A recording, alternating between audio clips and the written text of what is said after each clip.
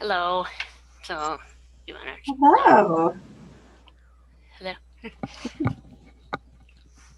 All right. Well, welcome everyone. This is a presentation on deaf culture and awareness. We're waiting on the world to change. Our presenter tonight is Donica Alexander, and she was born deaf and lived in Southern Oregon until she was 18 before obtaining her bachelor's in professional and technical communications with a minor in literature from Rochester Institute of Technology, National Technical Institute of Technology in Rochester, New York. During her bachelor's, she worked for RIT and NTID, Harvard University, and Southern Oregon University libraries. After 7 years immersed in the Rochester deaf community, she accepted a federal position with the Bureau of Reclamation in Yuma, Arizona. She transferred to their Boulder City office a year later. 3 years there led her to Seattle, Washington, where she worked for the National Archives. Eventually, she moved to Eugene to work for the Eugene Public Library and the University of Oregon Special Collections and University Archives. She was a lifelong hearing aid wearer until the age of 31, when her hearing dropped severely, instigating her to independently choose to have cochlear implant surgery. She remains active in the ASL community and is fluent in American Sign Language and other variants of the American Deaf community's language. She is now a direct support professional with Independent Environments Incorporated, pursuing her dream, educating about accessibility and the world of the deaf and hard of hearing. She currently lives in Springfield, Oregon with her deaf husband and hearing daughter. Donica, welcome very much, and I'm going to let you take over. I just want the audience to know that if you have questions, please put them on the Q&A, and at the end of the presentation, we will go through questions and have her answer them for you. Thank you very much. Donica, take it away. Hello. Thank you. I am going to show you a video that is a video using is basically is in sign language, and it's a music video called "Waiting on the World to Change," and that video is one that is well, you'll see.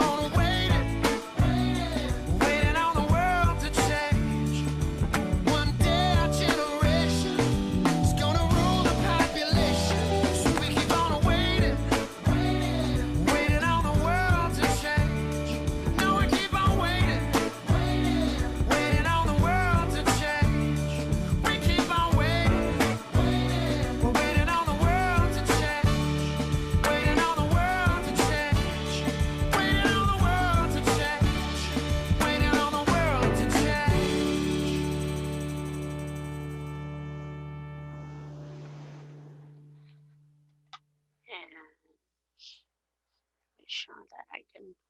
And now let me get to my slideshow again. See if this works. Nope. Okay. And here we go.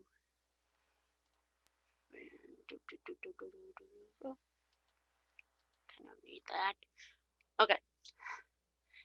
Now we have well, one of the first things I wanted to talk about is many people are often led to believe that due to disability literature and different people who have over the years, wondering how many of you, if you want to raise your hands in the Zoom feature, or if you can't, that's fine. But how many of you have heard that is the most appropriate term is to for people with a hearing loss to be called hearing impaired?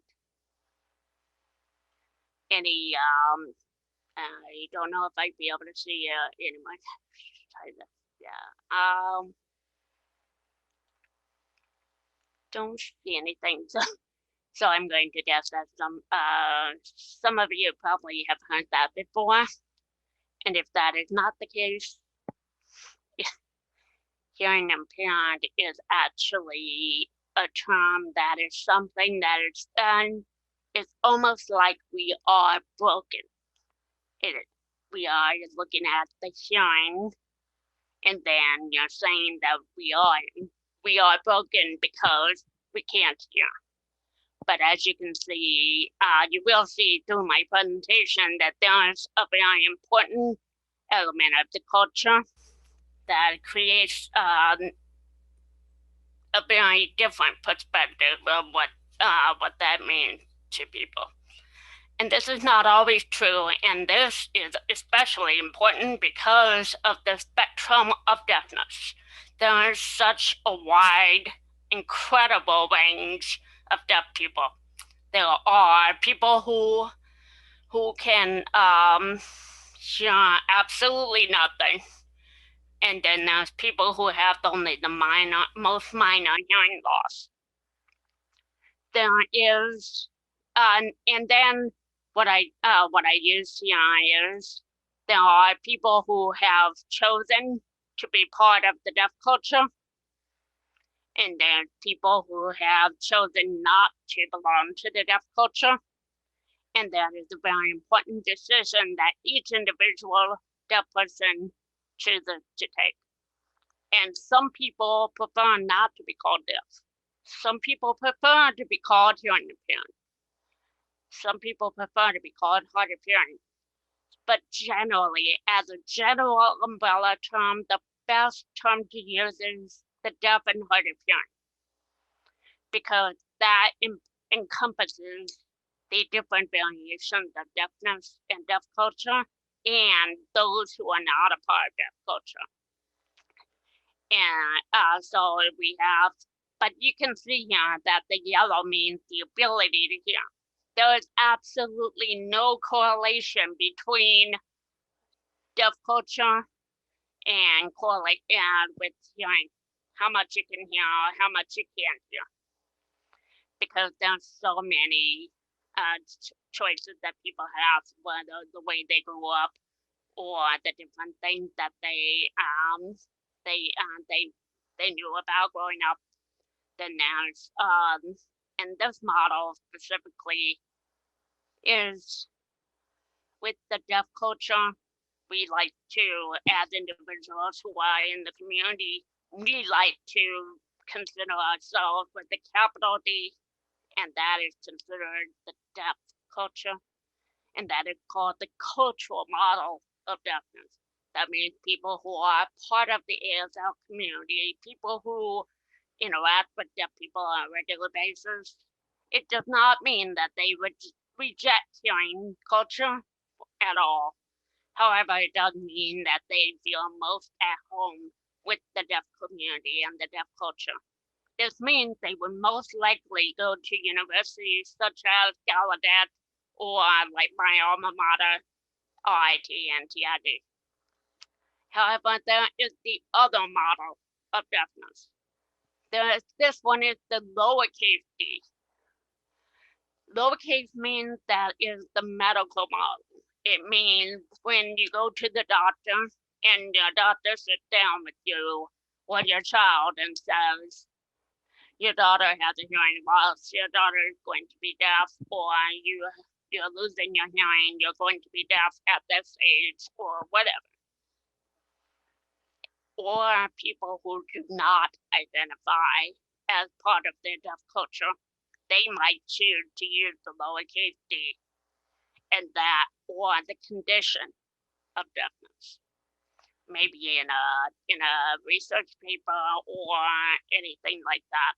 If you're not referring to the culture as a whole as an umbrella term, you're going to be using it as the medical model, which is somebody is deaf. Not this is a deaf person who belongs to the deaf community and want to be a part of that community.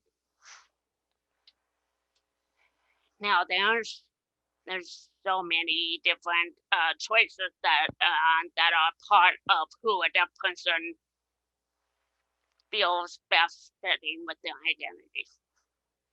You have people who choose deaf culture, and they choose this because they like to flock together, which means basically like birds of a feather flock together, is creating a supportive family in a sense, in a predominantly hearing world. Now, the hearing world is a world that has a difficult time understanding the deaf community. Just as a general, you're not deaf, you don't understand. It's kind of that's almost like any American or Native American, any kind of identity that has a culture attached to it, they're gonna feel better associating with other people who are like themselves. And then along with having the common shared language of American Sign Language or Sign Exact English, and we'll talk more about those later, but you because you have that common language, you're going to want to express yourself using that common language. And this is going to be, and one other term is very important to understand about the deaf community and the deaf culture is that we share information. So as a librarian, and seeing as this is a library presentation, I would be, I'll use libraries as an example. If someone went to the library and one deaf person just walked up to the library and they try to find a book that they're looking for, and the person that they interact with at the desk, maybe they don't have any experience with deaf culture or any kind of interaction with the deaf person before. In that case, they might not know how to talk to them. They might not have a good positive attitude or response in communication. Because of that, that deaf person is going to walk away and is going to text and email and Facebook all of their friends and let them know where they had a horrible experience. So the reason for that is because, again, birds of a feather flock together. We crave that understanding. So if conversely, if someone had an amazing experience at this particular library, all the other deaf people are going to go to that particular library. However, if you think about it, a lot of people will say, oh, no deaf people come to our libraries. Well, there's a reason for that. If there was a bad experience there, you're gonna instantaneously, under no fault of anyone, you're gonna instantaneously become have a reputation that of a library that's not deaf friendly, and that means that people are gonna go to libraries that have a deaf friendly environment, and in that sense, that means that that's you're not gonna get any more deaf people coming to your library. And so it's a very interesting thing to think about, because just because deaf people don't show up to your library does not mean that they don't exist, or if anything like that. And then why choose the hearing world? There's a lot of people who maybe just grew up absolutely not having any idea of what it means to be in the deaf culture. They may have grown up in a rural setting. They may have maybe they never learned American Sign Language. Maybe they had never even met a deaf person before. Maybe they're embarrassed of their disability. Maybe they're not. They just don't know.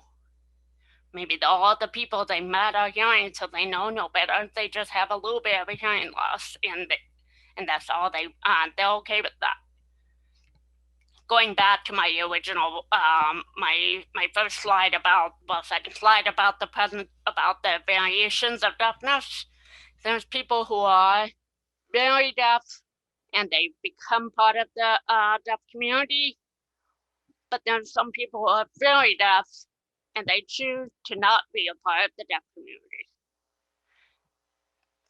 Like I said, there's no variation between, oh, you can hear a little more, so you want to be part of the hearing culture. It doesn't work that way.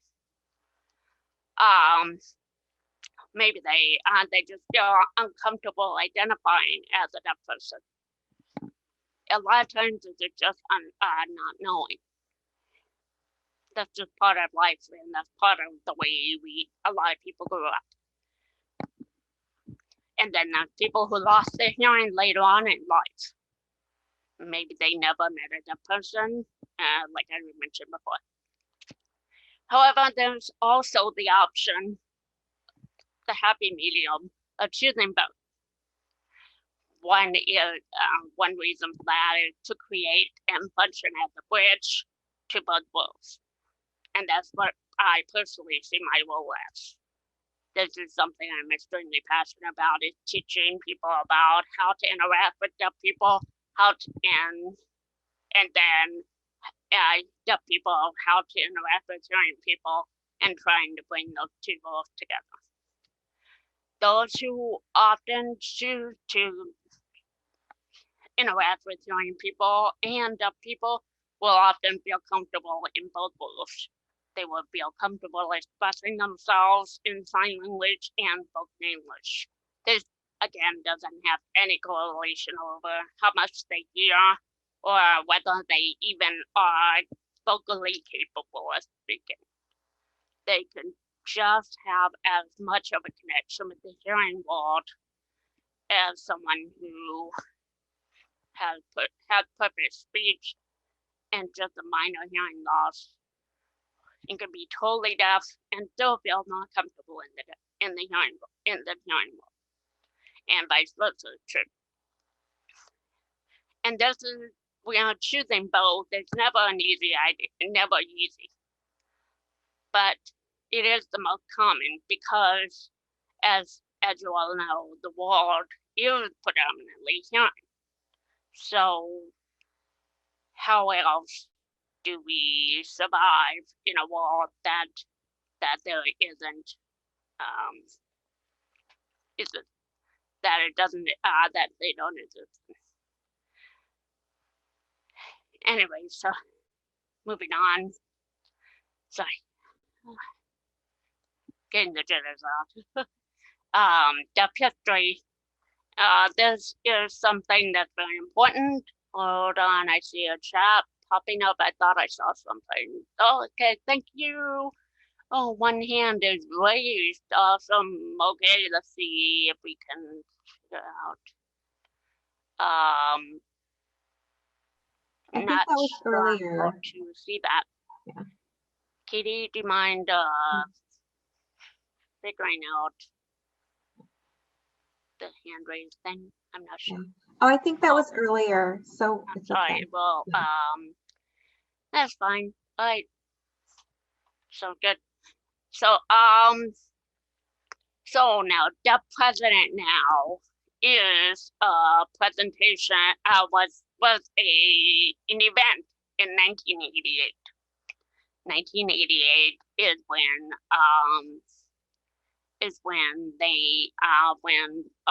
a young president was installed in a deaf university. Now, as understanding the community, their needs, and understanding, yes, exactly. We will be answering questions at the end of the presentation. So 1988 for 5 days. 5 days in the deaf students and staff and many other deaf people from different parts of the country came together to support Gallaudet University. Gallaudet has sought out a new president. However, they chose to install a hearing president. This made the deaf community upset because, again, this whole concept of one community coming together to support one another. So when they did that, they shut down the campus. And there were 3 candidates, 2 of which were deaf or hard of hearing. One of them was young. The fact that they chose the one hearing candidate for a deaf university upset a lot of people. And that meant that a lot of people felt strongly enough to shut down the campus, to say we still have a dream. They protested, and this became a very well-known event in deaf history. And then there's one term, and you saw a clip of this during the beginning video, is that Dr. Aiken Jordan, the gentleman on the bottom of the screen, was the first deaf president of Gallaudet University after the protests. He was instigated, and this is a picture of when he was accepting the nomination and became the president in 1988. He said at one point, "I remember one reporter asking me if I really believed that being deaf was not an obstacle to success in life. I looked this guy in the eye and told him that deaf people can do anything hearing people can do, except hear. And if there's anything that you take from this presentation, please remember that. That is the most important thing to understand, is that deaf people are just like everyone else. We just happen to have a very multi-layered culture that is created by language, community, grammar, and structure, and different things that have happened in our history. And that is sorry.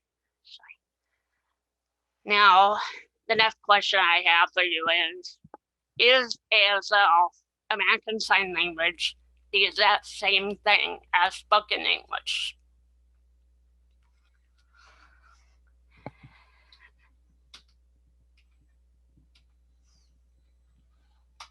Hold on. Sorry. Now there's an example that I'll be using that little red ball.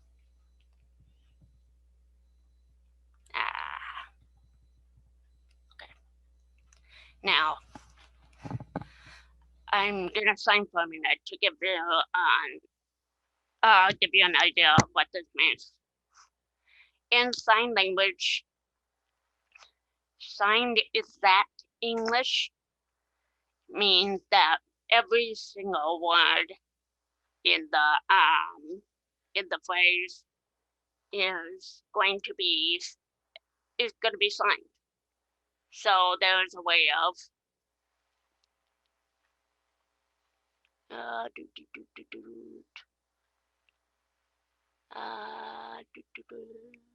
gallery. Okay. Thank you guys for helping to count what. In English, you would sign the ball is red. That is the entire sentence, and signed is that English, which is the sign language that was instigated back when sign language was first becoming popular and known. And I personally grew up signing that. And there's a lot of discussion about the differences between whether to teach American Sign Language or Sign Exact English, and I won't get into that. But there is a discussion, and there's and they are two separate languages. So, English, you speak, the ball is red. However, in American Sign Language, you would sign ball red. So the idea behind this is you are signing the subject. The subject of the sentence is the main part of the sentence. Imagine, if you will, if there was no other words, there's no other, you had to create a visual presentation of what you're trying to say. So you're trying to depict a red ball. However, you want to emphasize what the subject is, the ball. So the ball is the ball. You have one word, ball. Okay. And what is the ball? What has the ball? What is the ball representing? What else can you see about the ball? And in this case, the ball is red. However, in ASL, we don't need the words such as the, is, because they're very abstract. In the idea of being able to see what you're trying to say is a great way to think about it when you're trying to sign something. If you're signing something, what's the subject? What are we describing? How is it standing on its own? Instead of saying you would just say ball. And then red, what it is. So that's one way to look at it. So there's another whole language. There's all kinds of different variations on American Sign Language, but the most important one in today's world that a lot of people know about is American Sign Language. But there's just a brief description or definition of the term. And the chat is popping up again. I'm gonna double check and make sure everyone's okay. Okay, still struggling to sign up. Okay. essentially our language is expressed using our body. So we use positioning, spatial space, and visual cues to give an indication of what we're trying to express. Not necessarily gestures, but when using signs in addition to positioning the body and the space and the facial expressions that we are using. Now, deaf people have a second nature to learn that sign once they have been introduced to the concept and they learn it. It's a very fast process because the deaf is their language. However, there are some deaf people who grew up for example, some deaf people don't like to read. It's sad, but it's true. When deaf people don't read, what happens a lot of times is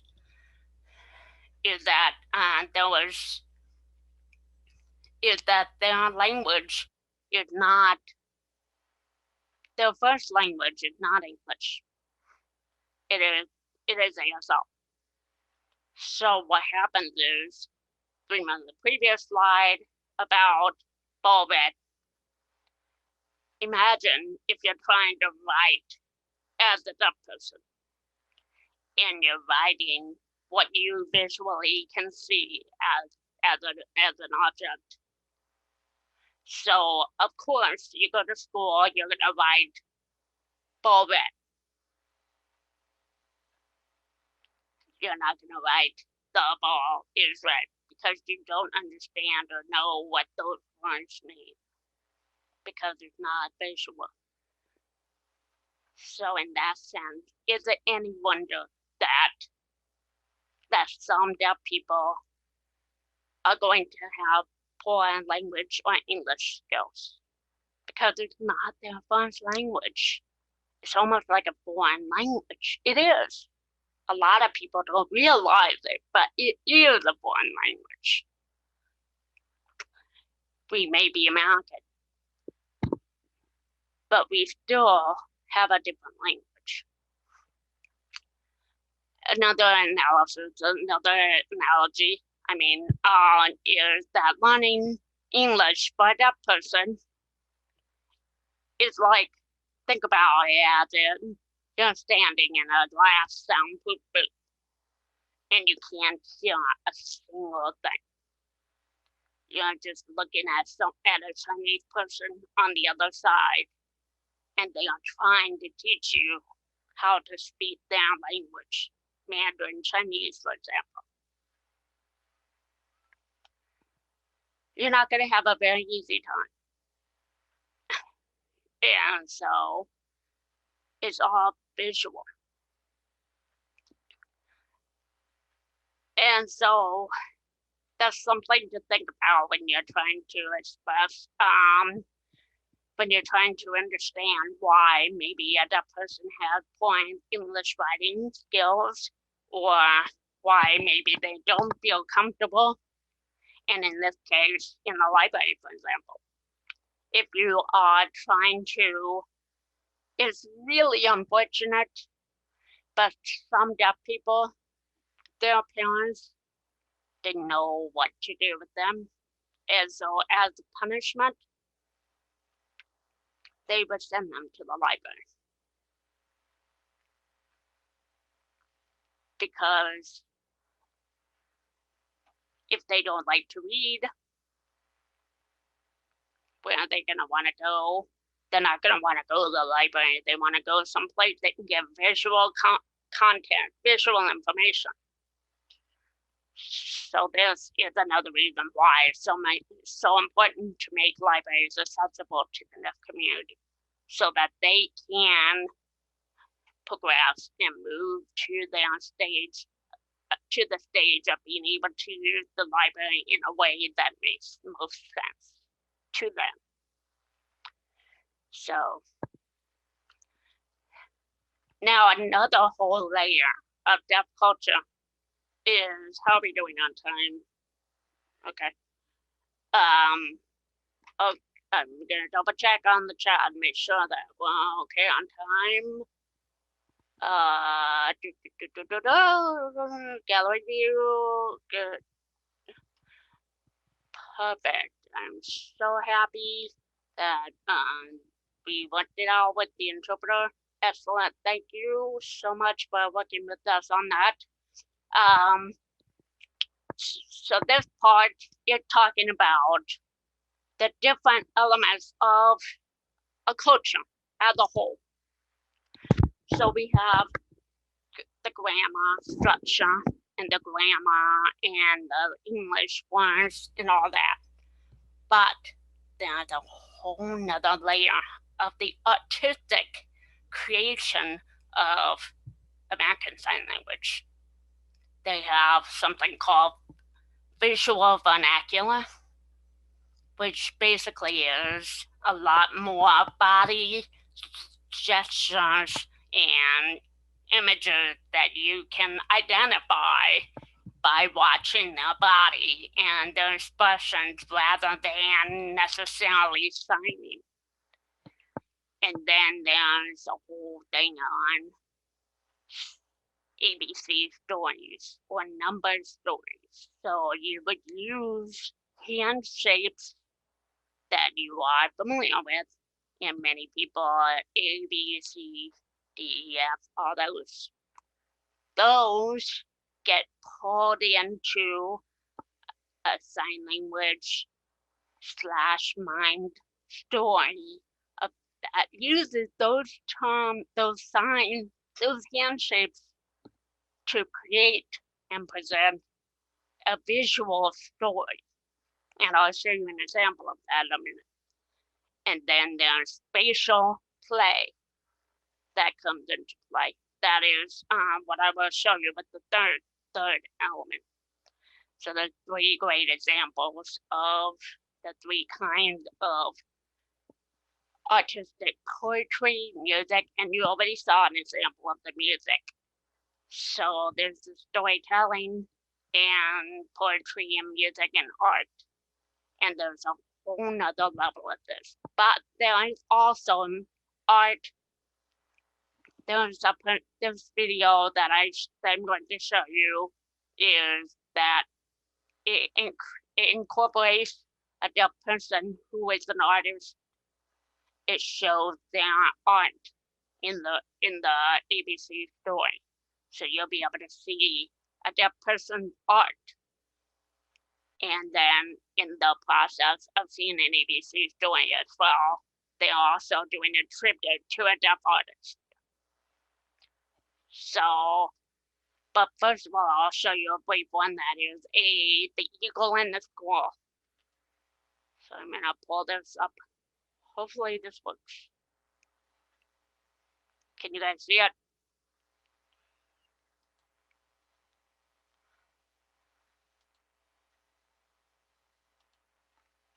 Can everybody see?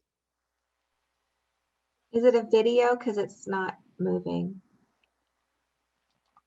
Is it showing? Nope. Okay.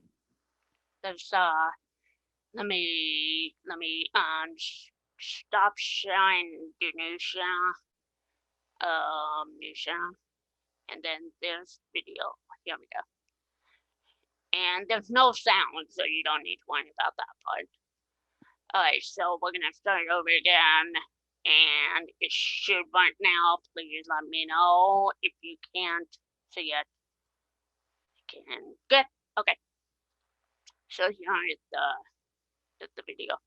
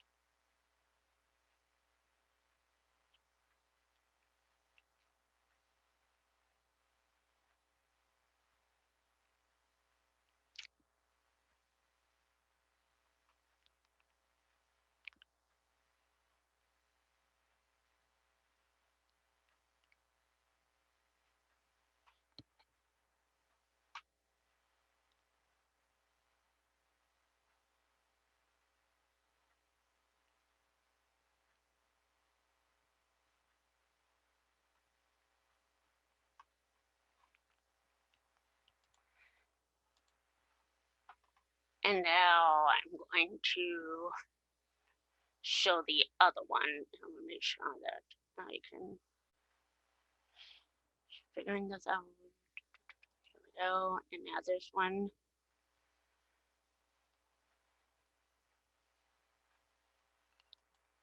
Can you all see it? I have the chat open so I can see you. Anything? Yes? Awesome. Great. Thank you very much, Violet Fox. Okay, here we are. Tribute to Chuck Barrett, and this is the artist, and this is the ABC's doing. So you'll see the A is right there. B, C, D, E, creation, F,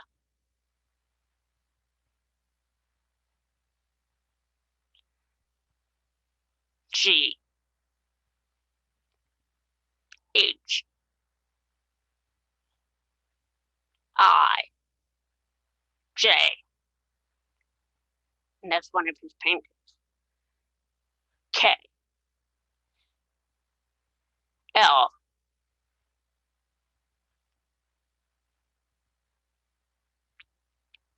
M,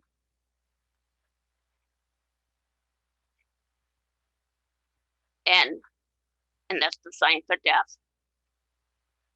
O, P,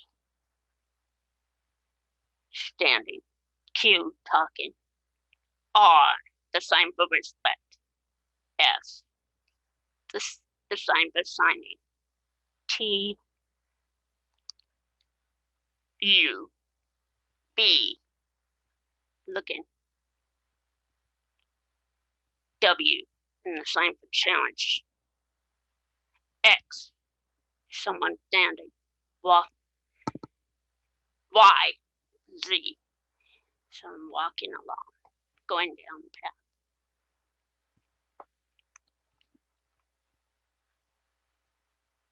Now Chuck Barrett, the deaf artist. And I highly recommend iPoetic is the business that a friend of mine from IT she creates, and she actually has a class coming up on deafness, and but that's a whole nother thing. So I'll go back to the third and final slide in. Can you all see? I made it go wrong. Okay. All right. You ready? Can you all see?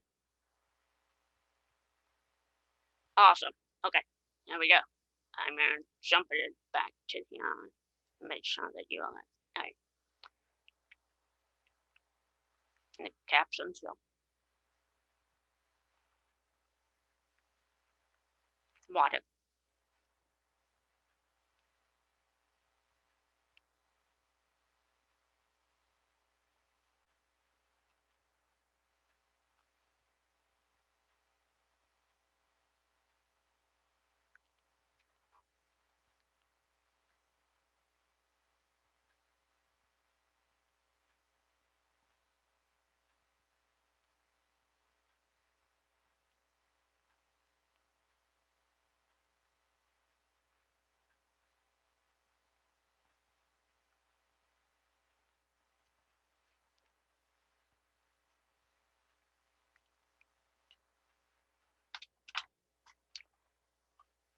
Okay, now going back to the presentation. So that's just a very brief taste of so much art and poetry that is involved in what we have in the deaf community. Now for tying up, there are some tips that are great for interacting with a deaf person. And I know we're running short on time, so I'm gonna double check and make sure. Oh, thank you. I would make sure that I can. Let me try this again and see. Make sure. I believe we need to go back to those. Can you see it now?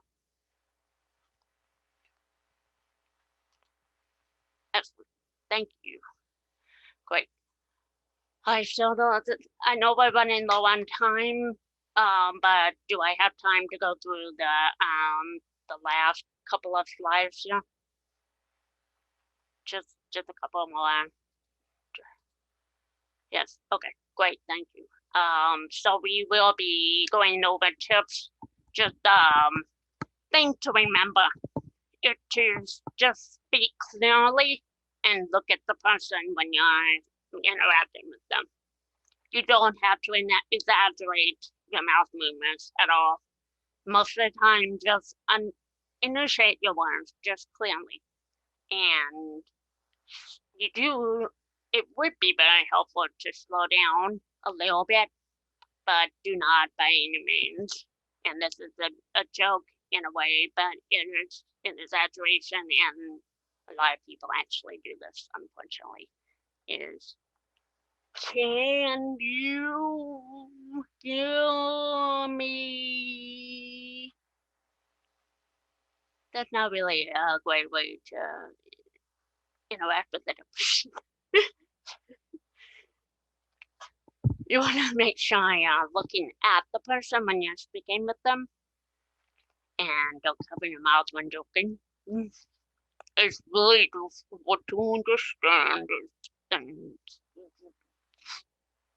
you can't really understand anything you're saying. And the best thing you can do is to be aware of background noise. If there is a fan going or a light that's really glaring behind you, or you've got a window behind you, or different things that may make it difficult to see or to hear.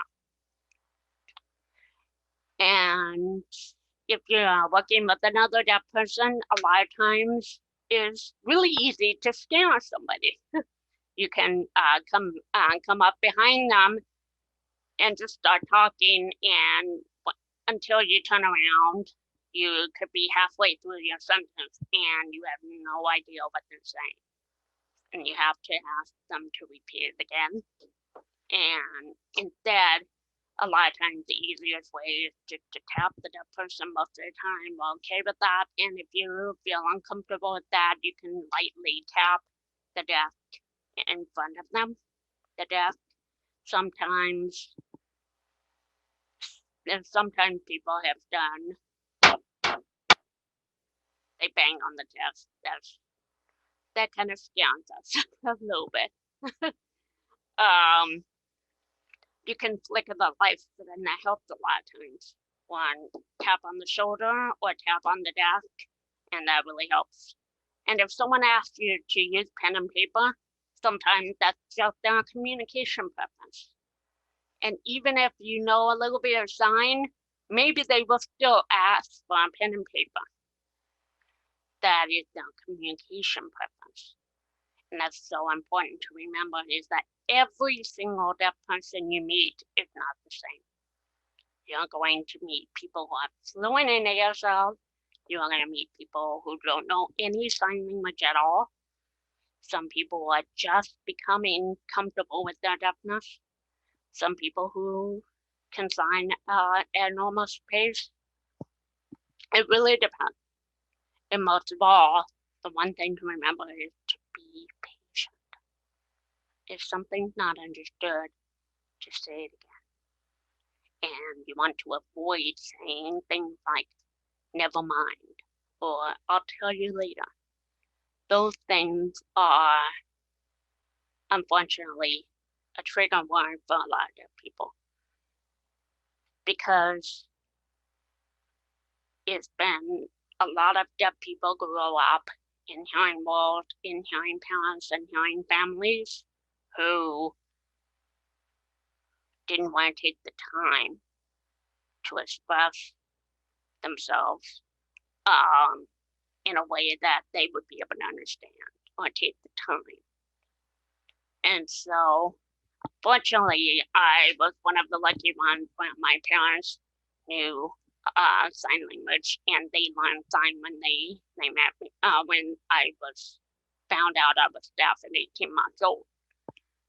And this is something I'm so thankful for.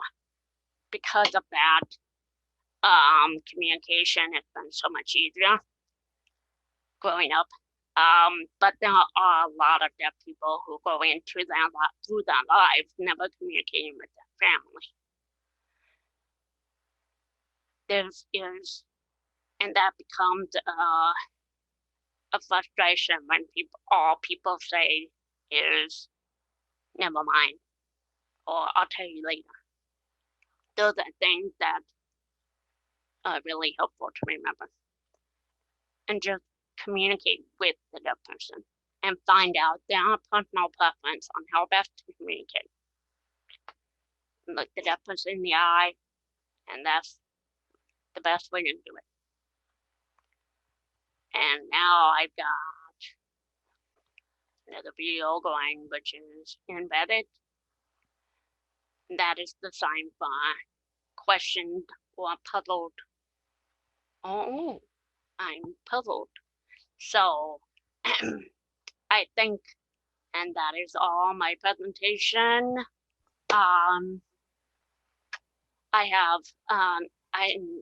ready for any questions that you all have, any Q&A, anything that you would like to ask, or yes, a good way to learn ASL. There are a lot of good ways. One website that I particularly recommend is called Lifeprint, which is LifePrint.com.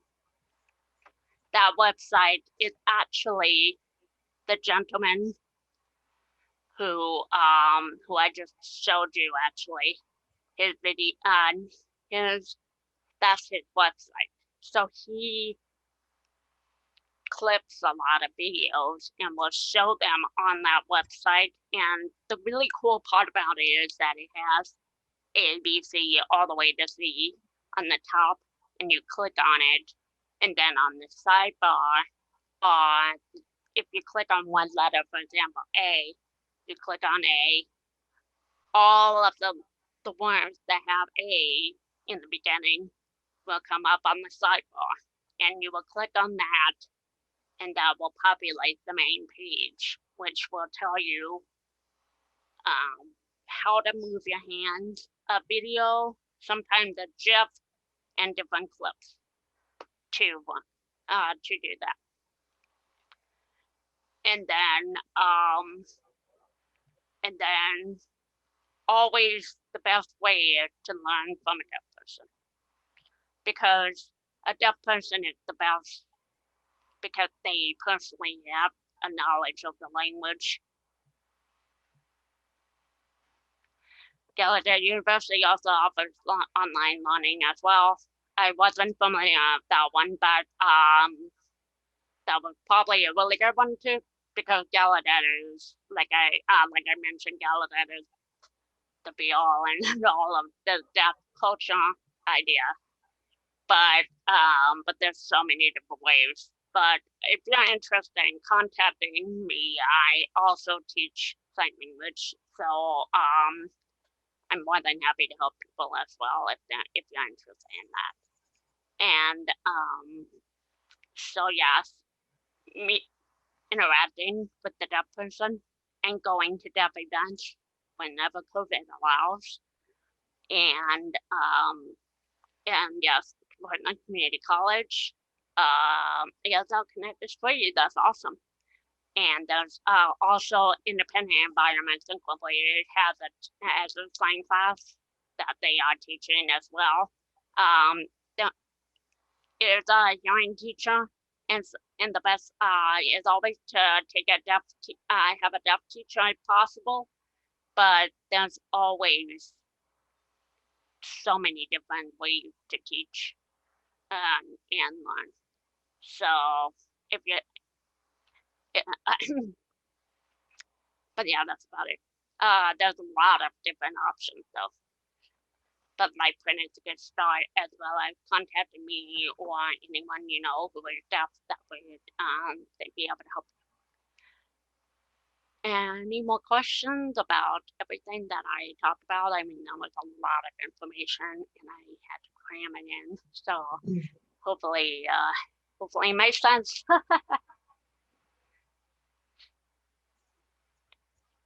Well, Donica, this has been really great.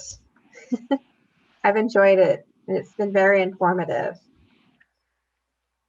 Thank you. Yes.